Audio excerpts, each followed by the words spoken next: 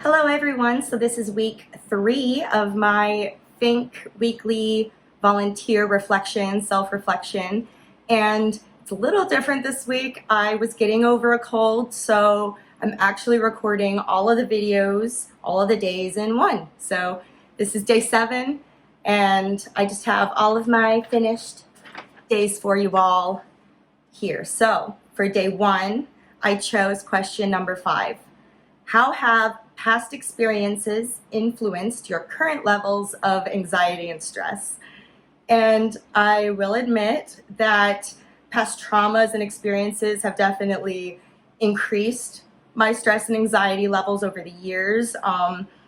However, I'll also very gladly admit that it's a lot less now. My current levels of stress and anxiety are on the way down. They're being managed, they're manageable, and I just find myself a lot less influenced by them, minus my dreams, because my dreams can be so crazy. They are so realistic and memorable, and they tend to repeat when they're nightmares. So I have nightmares a lot, and that seems to be where my stress and anxiety still has trouble. So for day 2, I chose question number 31. How have your childhood experiences impacted your adult mental health? So I can really recall real specific experiences that link specifically to certain ways that I've acted or just felt, especially my self-esteem. And just for an example, like I specifically remember, just like it was yesterday, and it's so weird that this one sticks in my head, but the moment where I became self-conscious of myself and of like my body and just like of myself in general. And it was a day in 6th grade at one of the very first dances. And I was dancing with my friends at the time, and a guy, a very popular guy in our class, not going to say who, walked by and just commented on my dancing saying, "You call that dancing?" And I don't know why it affected me so much, but it did. I was always so self-conscious about like how are other people seeing me? So just that specific instance, for example, or just another kind of quick one. I specifically remember when I made in art in grade school, like a clay plate, fish plate, and I was so excited to show it to my family. So I ran, it's coming. I ran down the driveway and up into the garage, and I tripped, and I fell, and I dropped the plate, and it shattered, and I was just crushed. And it still affects me to this day. It still does, because like I put so much effort into that. Like I put so much value in, people putting their heart, their soul, so much effort, into something like that. So I felt really crushed when that happened. So just a couple examples. They really stick with me, and it creates really specific ways that, I don't know, it's just how my mind works, and that I'll react to things in the future. It helps shape me. But happily, I can pinpoint those memories and work on them. So for day 3, I chose question number 23, like the movie. What life lesson has significantly contributed to your mental resilience?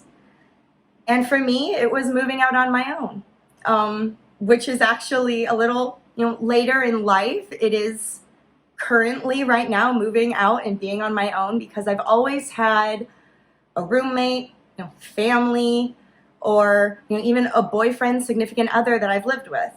And now, just being me, myself, and I with my pets, it's taught me to be more independent, and it's made me feel proud of myself as both a human and an adult. So day 4, I chose question 46. What mental health related achievements are you most proud of? So for me, one is certainly for finding Project Human, because I'm so proud of myself for reaching out to find them and just sticking with it.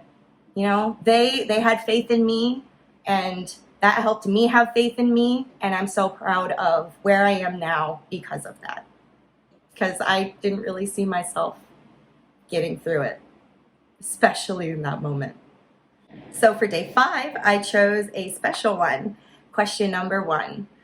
How do your core values empower you within your daily actions and decision making? So I realized that my core values are certainly trust. I value trust and truthfulness. I originally said honesty, but I realized that truthfulness is a much more appropriate word, because it's not just being honest with people, it's being true to yourself, to fake around people, and to just put forward your true self, because I don't want to attract people that are fake. Kind of like a law of attraction thing. I feel like with those core values, you know, push out what you want to attract in. And I certainly want to be a trusting and truthful person and have those people around me. So it certainly affects how I decide things and just my everyday life. Day 6, question number 28. How do anxiety and depression affect your decision-making processes? I can certainly be incapacitated in moments by anxiety and or depression, and it can make me frozen, like physically frozen, and also mentally frozen. You know, I'll be indecisive. I cannot make a decision to save my life if I am extremely stressed or anxious. For day 7, we have question 12. How have your regrets impacted your mental health, and how can you address them? I can find myself impacted sometimes in a melancholic way, and sometimes, especially more recently, as I've been working through things and, you know, just living my life in just a fond memory kind of way. Specifically opera. You know, I was studying opera at Miami University. My dream was to be this great big soprano opera singer, you know, sing at the Met, do all these things, and I got to start on that dream, but circumstances happened and I had to ultimately drop out of school, and I did regret that and feel, you know, depressed about that for so long, and it would make me feel sad and lost. But now I look at my life, where I am today, the opportunities that I have, the film acting, meeting Project Human, all the opportunities that I would never have had I stayed in Ohio and studied music. So I like to look at it in a way that, yes, I have regrets in forms of, you know, where my life could be now, what I could be doing. I see so many of my fellow opera students doing so many wonderful things now, touring the world and being some of the best singers of our generation. And I'm so proud of them. But then I just look at now and I am proud of where I am, and I'm excited because I have new dreams. And it's all in film acting and mental health, and I feel like I've more found my purpose.